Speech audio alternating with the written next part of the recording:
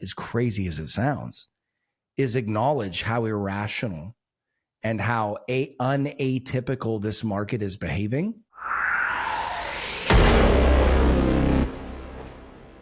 The opinions expressed in this program are for general informational purposes only and are not intended to provide specific advice or recommendations for any individual or on any specific security. It is only intended to provide education about the financial industry. To determine which investments may be appropriate for you, consult your financial advisor prior to investing. Any past performance discussed during this program is no guarantee of future results. Any indices referenced for comparison are unmanaged and cannot be invested into directly. Any references to performance of securities are thought to be materially accurate and actual performance may differ. As always, please remember investing involves risk and possible loss of principal capital. Please seek advice from a licensed professional. And we are back. Thanks for joining us for another edition of the Daily Dots. And I am joined, as always, by the brain trust himself, Mr. Chase Taylor. So a little before the close here, we're airing at 12:32 Pacific time, so about 28 minutes left to close. Why don't you give us a rundown on where we're at so far today? Yeah, with 28 minutes left, S&P down 0.21. The Qs are up 0.28. Small caps are down 1.5. So you're talking about a 1.8% delta between Qs and smalls. Equal weight's down 1.14 with Mag 7 up 0.7. So again, tech crushing equal weight. You have all world ex-US down 0.5%. So we're feeling the dollar, which I'm about to get to in a pretty significant way. The dollar's up 0.55. We bottomed right turning into July, as we talked about on the show, kind of as expected. But this is the first kind of big day up and kind of on the back of some data. So kind of starting to see some things have to reckon with that, which is interesting. Oil down about 0.5%, gold down about 0.7, silver down almost 2, platinum and palladium both pretty flat, copper flat. In yield land, the 2 years up about 5 basis points, and then kind of the same when you get out to the 10. So whole curve up about 5 basis points. And this is with actually core. If you look at the headline inflation, you right as expected on headline, and then the core was a little lighter than expected. But this is a unique scenario where people actually did the work and dug into what was up, what was down, component wise, and realized, tariff inflation is kind of knocking on the door a little bit here. And we know it's just starting to hit the data. So that's notable that the market actually figured that out and has put that into prices of some stuff today. Vol down about 1% on the day. You're still barely over 19. So that's where we're at with now about 26 minutes to go. So interesting bifurcated day within the equity indices themselves. It doesn't surprise me, but this has this has all the looks and the hallmarks to the beginning of that dollar rally, and I feel like all of a sudden I hit a button on my voice. It sounds so. If I sound weird, like I'm in a tin box or something like that, I don't know what's going on here. Biology, man, it happens to all of us, right? But this is exactly what you've got. The minute you said, I hadn't been watching it today, but our rate hedge PFIX, the minute you said small caps were getting hit, I pulled up PFIX. It's up 3% on the day. Exactly. There you go. There's a story. And this is the other thing that we talked about too, which is if you're bearish things because you think a dollar rally is coming, don't bet against the Qs. Clearly. Right? Well, at least on a relative basis. It's funny to see it playing out like this. And there's plenty of times where it doesn't play out exactly. And to be fair, nothing has played out yet. But what I think is interesting about the tape, and you said it today, is you have a day where rates are up, dollar rallies, Qs are solidly green, small caps getting smoked, and international getting hit too. This looks a lot like what we've seen for 12 years. Right? This is that exact, that reflexive this trade. Is the template of the last few years. Yep. And this looks exactly like what we were talking about. If you saw a dollar bounce, if you saw weakness in the metals, this is kind of what we thought it'd look like. And we thought it might be accompanied, especially the dollar rally with a Qs rally. So now again, one day. DXY is still at 97 and change, right? So we're not there, but if you want to know what we were talking about or what we thought a rally like that, what it would look like on the tape, I think this is a really good microcosm of that. Yeah, and to kind of further skate ahead of the puck to think about what this could end up looking like. One of the reasons, so two things. First of all, I don't have confidence in what this does to a lot of the things we like in commodity land. Like, I can imagine a scenario where commodities get really hurt by a more intense dollar rally, and I can imagine a scenario where they don't mind at all. I'm pretty confident like rest of world equities are not going to appreciate it. Like they haven't throughout this whole like run. Whereas like there's some commodities that are flat up, so far in July. So that's going to be interesting. But what concerns me is especially now that you can kind of see like, oh, like look at furniture prices. They're up like over 1% month over month. Like yes, like tariff inflation is going to hit the numbers. Like it just is. Now, can services come down enough to make that reasonably balanced? Maybe, but that inflation is going to be felt. So in that world, you got to remember most of the rest of the world, if anything, they're taking tariffs down, not adding them on so far. So they're not going to have tariff inflation, and we will. And, they may end up trading with China more as we trade with China less. And China's exporting deflation right now because they're overproducing everything. So you may get into a situation where most of the world is importing deflation while we import inflation. And then next thing you know, as long as the Fed does what they're supposed to do, our rates are a lot higher than the rest of the world. And that just puts massive pressure on the dollar to go up versus virtually everything. But it does get interesting as, if you do get a lackey at the Fed and someone that is able to bring the whole committee with them on, just call it cutting more than they should. Let's say we have 3% inflation. They're like, cool, we're going to, 1.5%, 2% on Fed funds. Then you're in an environment where it's like, well, can the dollar rally? Really? Like, so that's what's going to be interesting. The Fed thing and how much of this imported inflation driving the dollar and then the knock-on effects in all these different asset classes. But to your point, US beating everything else, I think we're back in that. Like we've been massive advocates for rest of world. Still like it medium long term, but like as long as this dollar rally's here and this weird inflation differential is here, that's going to have headwinds. And we did something about that, last week, this week. So yeah, yep, yeah. If you're finally jumping on our rest of the world trade, my advice would be to give it 30 days and let's see where we're at. But I will say this, and this will be my posture until I am proven unequivocally wrong. That I think that this is the backside of the same mountain that we've been climbing for the last 12 years, which is you just flip it around, right? Every single threat, hit the tape, buy the cues, right? I think we're on the backside of that mountain. If I'm correct, then every time you get a market freak out and the dollar runs higher, sell the cues, buy the other stuff. And one of the other things, and again, I feel like, yesterday was Macro Monday. I feel like today should be like Pontification Tuesday. And I'm going to pontificate a little bit here.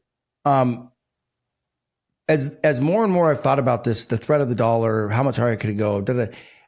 One of the things I think that that really cements or solidifies that view of have we had dollar regime change where the threat is now higher, whereas the long-term trajectory is now lower. I think we have. And probably the biggest reason is I think everybody in the world, including the US, has finally recognized that a dollar above 100, let alone 105, is just not good for anybody. I just think that when I look at Trump policy, it seems that the administration is more aware of the stronger dollar problem than the previous two administrations were. There were several times I remember you and I got frustrated over the last few years, and even going back further than the last few years, where you're looking at them and you're going, it's not just about rates, man. Look at the DXY, right? And if you're not baking that into your rate consideration, you're looking at half the picture. So, if everybody around the world, one of the things that we have seen, and one of the lessons that I've learned over the last 12 years in the era of central banks, if everybody's cooperating on that, they can sort of control those currency moves, and that's why I will look at this again. And if the market proves me wrong, But I think that it's very much a situation where when nasty things happen, you want to sell the Qs and sell U.S. equities and buy more commodities and more emerging markets and more international. I think that's the trade.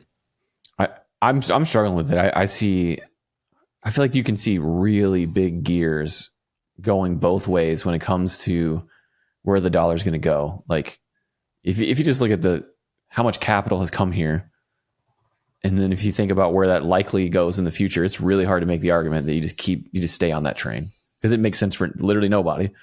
But at the same time, like I think if we're going to have inflation, and you can make the argument like Europe's going to be close to back to deflation soon, like they sure aren't going to want a strong currency if they're trying to fight through some deflation, right? So they might try to trash their own currency one way or another.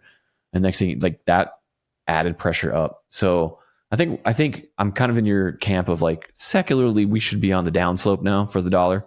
Obviously we can retrace back up to 100, 105, whatever, but like we should be down for the next few years.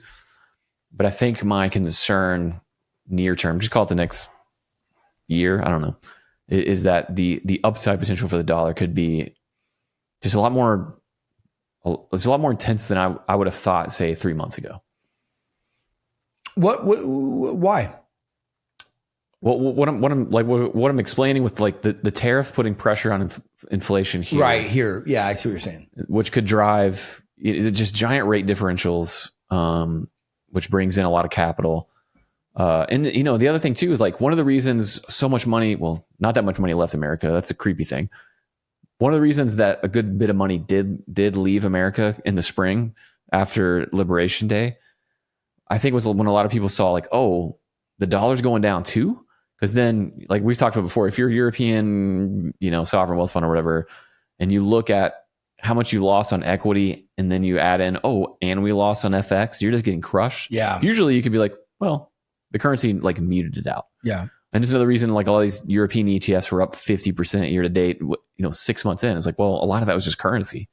So now all of a sudden, if the dollar picks back up, that no one's needs to panic out, because even if their investment's down, they, over a 3-month rolling period, they look over at the currency like, well, it's fine. So all this currency hedging needs kind of roll off. You could get back to kind of the party you were in. But to your point, I think it's clear that the White House wants dollar down, and I think it's clear that we need that. If you want to clean up this giant trade deficit, capital, surplus, the easiest way to do it is to do that.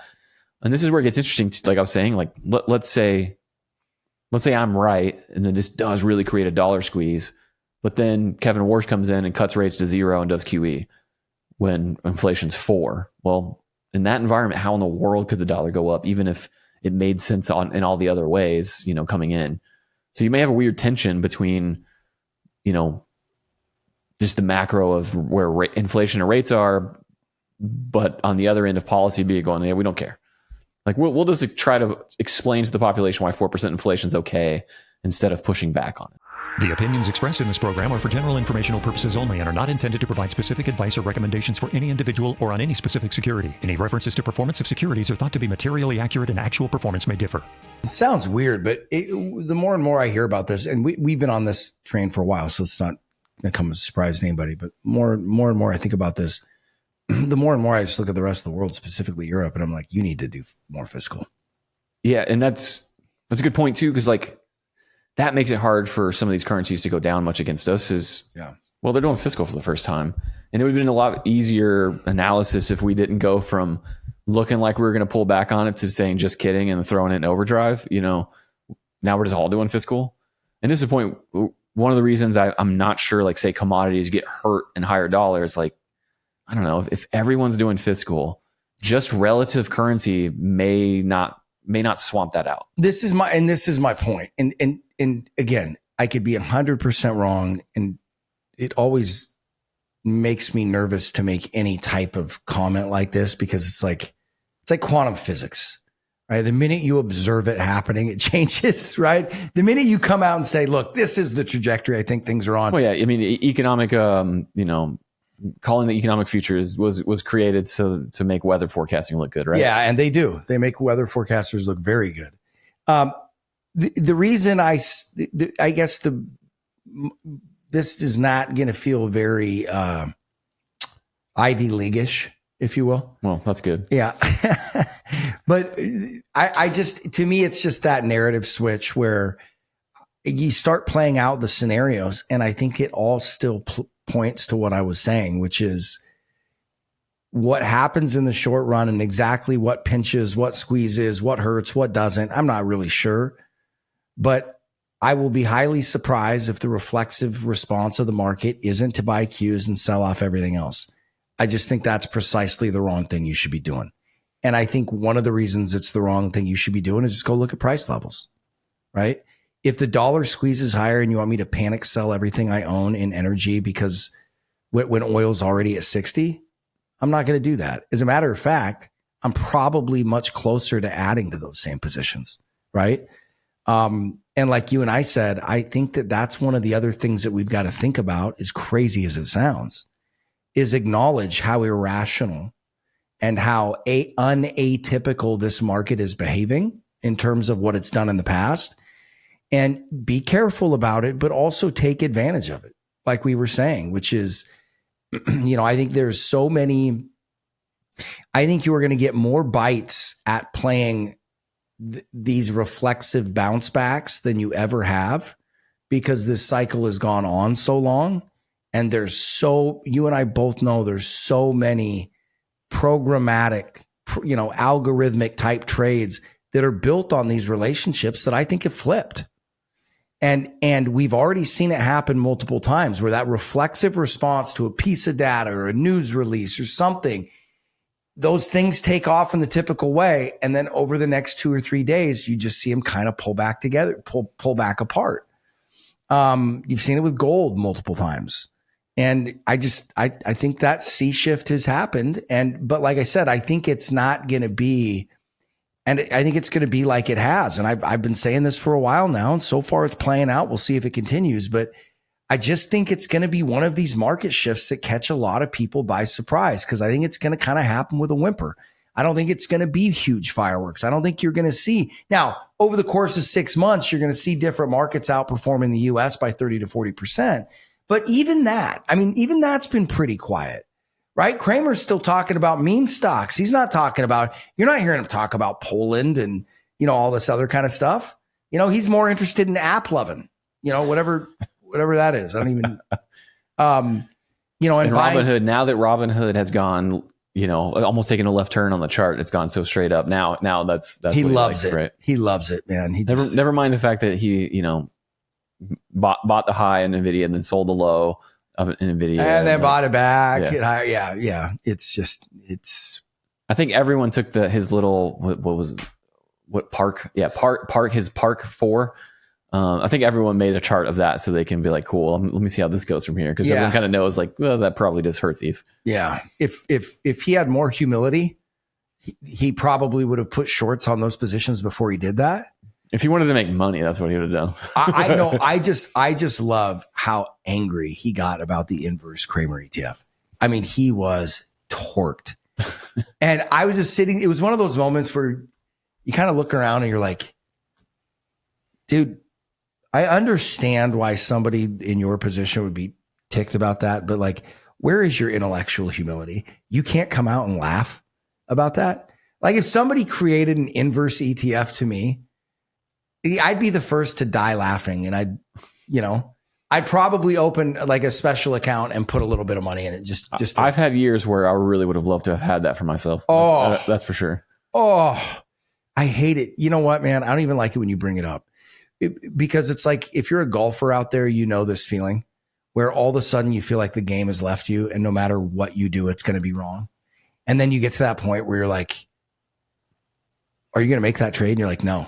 And you're like, why aren't you making that trade? And you're like, because if I touch it, right. It feels like sometimes you want to call your broker and say, hey, whatever I do, fade me. Yeah, just put in the opposite order, please. Oh, no, but like I said, I don't even like talking about it, because it's like for golfers, it's like talking about the shanks, right? You get a case of the shanks. It's just, well, then you get the yips because it gets in your head, right? 100%, man. And it's the like, shanks to the yips. Remember Tin Cup, movie Tin Cup? Oh yeah. All right. Now what I want you to do is take all the stuff out of your right pocket, put in your left pocket. I want you to stand on one foot. right? That's what it feels like. Gosh, when it's also the inverse feeling. And I've gotten to the point where this is like an alarm bell for me. The inverse feeling is when you've got that feeling where you're like, Can't miss. just give me the rock. Right. Just give me the ball. Yeah, you'd be lucky if I hit the rim. Yeah. Where you just feel like you can't miss. That's what I'm saying. Right? It's all net every time. But every time I get in that position now, I sit there and I go, I don't even enjoy it because I'm like, oh man, that means I know what that means. Right. That means I'm one step closer to having to watch it just work against me. You have a big drawdown always lurking. It's just that's just the market. And you know what, man, that's one of the that is one of the reasons why you're here. And it's one of the reasons why I have integrated technical analysis way more in my process. And you know, the way that I use it, it's not the first thing I'm looking at. Right.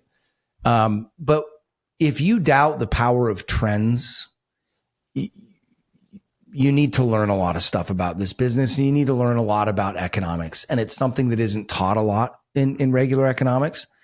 I think it's kind of ethereal. It's probably hard to teach, trends. Like, what does that mean?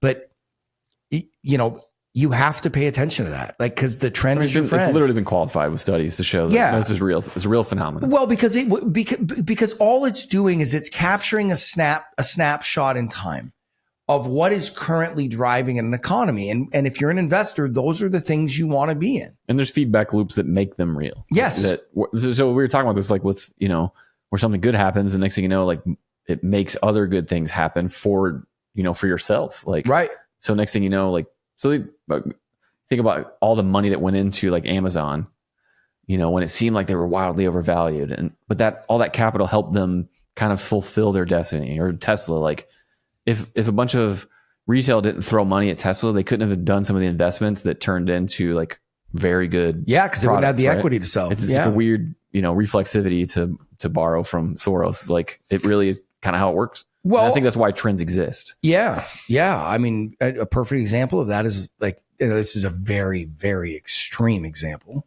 but like GameStop, right? Like, that the price of their stock going up fundamentally transformed their company. Right.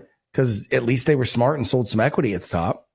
Again, not a perfect example, but yeah. Well, and I just can't help but to feel like that has occurred, right? That flip has happened. And I think the reason it didn't in the past, I think fiscal stimulus is a big reason why that trend has changed. And I think that the rest of the world has seen what's happened and realized that, we can't just keep pushing on the string of monetary policy. And if you think about it, it makes perfect sense. Yeah, that was something that's dead. Well, I did look, it was bound to, the minute you went to zero, it was dead. And right. I mean, the minute you went to zero, it was dead. Right. Literally. And the longer you stayed at zero, the more dead it was, meaning the longer you're at zero rates, the less impactful they are. And this is an interesting thing where I keep, obviously the president really wants rates down, right? And I would say that this, the whole political like apparatus now wants it down. And I feel like it's a very much of a be careful what you wish for thing to me, like where all that interest income, because you see some of the Trump like posts where he's like, this is $1 trillion a year that that it's costing us. Like, that's $1 trillion a year that's getting handed to the private sector. Like, so if you do slash rates, like, yeah, the government's balance sheet or income statement looks better, but like you're also robbing basically $1 trillion of stimulus. You're pulling back. It's like, it's almost, if you do cut rates, you may have lower inflation, lower growth. Like, it may be like awkwardly mess up your nominal GDP. You need to be higher. I don't know. Like, I can't help but think about that. Here's the other thing I would say. Now, some people would say that this is me going after seriously low-hanging fruit, and that's fine. But I do think it's a very important lesson to learn, not just for markets, but for your life, which is when you decide that you want to step in and interfere with something that you don't fully understand. And I say that because there isn't anybody that's fully understands the complexity of a modern economy. There isn't. That's been way too complex. Yeah. If anything has been proven over the last 15 years, that's it. Okay. What I would say to all those people too is I'd come back and go, when you look around the world that you see, when you look around the world today, do you think it's in a better, more secure, less nasty place than it was 15 years ago? I would say that's a very hard argument to make. Yeah. Depends on how you look at it, but yeah. Yeah. Now, technological advancement, all that kind of stuff. I'm with all the people. This is the greatest time to be alive. I'm with you. Okay. But I'm talking culturally, talking civilization wise, stability wise, right? Is the world in a better place? I think it's very hard to make the argument. It's certainly not financially in a better place, right? It's certainly not fiscally in a better. It's not debt, balance sheet, all that different, right? Tough spots. Before you start messing around with free markets and thinking that you know better, maybe you should think about things like that. Maybe you should sit there and have some. Doesn't mean you shouldn't have a Federal Reserve. I hear all those people out there, and I'm so sympathetic. Rudy Havenstein's like one of my favorite guys. Great guy too, right? And the Fed, I'm like, I'm with you, man. I hate them. I see all the wrong they've done. You still need a central bank. I mean, if inflation is going to jump here, and we do get, let's just call it White House directed monetary policy, like you basically will have ended the Fed effectively from a monetary policy standpoint, so that we would get we'd get a real time experiment in what it looks like to not have an independent Fed, deciding on rates based on the economy. And these are the tough things that make these situations so difficult, right? Because you got to sit there and weigh. And this is where I think that principles are really important, right? Principles in terms of what drives your business. What do you fall back on? What are the lines you won't cross? What won't you do? And we need to have a serious discussion in this country. And for that matter, the rest of the world, do we really believe in free markets? Because if we believe in free markets, then we need to, if we want the upside and we want the benefit of free markets and capitalism that I think are pretty self-evident, we also have to accept some of the downsides. And I think when you look at the reason why I say that is when I look at the world today and I look at so many of the pinches that you see and I think so many of them are able to be directly attributable to monetary policy over the last 20 years. And it's kind of wild to think about. It's these situations that guys like you and I have been talking about for the last 15 years, the inevitability of where you were going. It is just kind of wild to see you finally getting there in so many ways, because it's always been this thing that was further out. One day this is going to become the problem, one day. And I think that if there is one thing that I do not think is being fully appreciated or baked in the way it should be by this market and the vast majority of market participants, it's that. I don't think enough people are sitting there going, wait a second, we have reached a maximization level on so many of these things. We're starting to run out of road, right? And you can see that because it's bringing up these new problems that are direct derivatives of a lot of the fixes that we've applied so far, right? That's kind of where I look to see things kind of breaking. And again, I'm not saying it's happening right now. I'm not, we're not freaked out. It's nothing, but I do think it is emblematic of a sign shift. And I think that a lot of people are offsides and are going to continue to be offsides. And I think a lot of people need to. The other thing is that I think that the more uncertainty you get and the more of the stuff that you get, the more attractive it makes a lot of these fundamentally cheap assets. Now, you got to run. Yep. Was there any other data points that we got to be looking out for this week? We got retail sales coming up and PPI. So those are two that are top of mind. Oh, we do have starts and permits later this week too. So that'll be big from the housing side. I'm sure you're going to keep us updated. We will every day. All right. See y'all tomorrow. Yes. So anyway, we'll wrap it up here. But no, I think, like I was saying to Chase, I think the thing that you've got to watch is you still got to watch these relationships with international markets here in the U.S. and look at that. Like I said, if we get that dollar bounce, that rally, that tape you're seeing today with small caps getting wrecked and Qs up 0.3%, that's what I'd expect to see. And even if it doesn't make sense on a fundamental basis, it's what's happened. Right. That's been so think about how that's gotten baked into so many of these these algorithmic trading programs, these high frequency trading programs, right? Which is the minute we see a dollar rally, we're going to buy the Qs, sell the rest of the world. And remember, a lot of those guys, when you're playing pairs trades like that, you just need a delta. Well, what do you mean, Zach? The Qs were down. Yeah, well, they were down. No, today they weren't, but let's say they were down 0.3. Rest of the world's down 0.9. There's your delta. There's your winning trade. So we'll see. That's the way I'm reading it right now. We'll see if that's the way it plays out. But I thought that was the biggest note looking at today, that if that thing is right, if Chase and I are right about us turning a corner on so much of this stuff and kind of heading in a new route or a new paradigm being in play, a day like today is exactly what I'd expect it to look like. So anyway, as always, you guys catch us on social media, on Twitter, at KWR Radio, at Bulwark Capital Management, website, bulwarkcapitalmanagement.com. Go to Know Your Risk Podcast. You can search us on YouTube for the video feed, Know Your Risk Podcast. Anyway, not tough to find. I'm sure you guys can figure it out. Anyway, we will, as always, we'll be back tomorrow. Have a wonderful evening. And we'll see you soon. You're listening to the Know Your Risk Podcast. Download and subscribe at knowyourriskpodcast.com. Investment advice cannot be given without a client service agreement. Zach Abraham is an investment advisor representative of Trek Financial, an SEC registered investment advisor. Bulwark Capital Management is a marketing name only and does not carry a separate registration.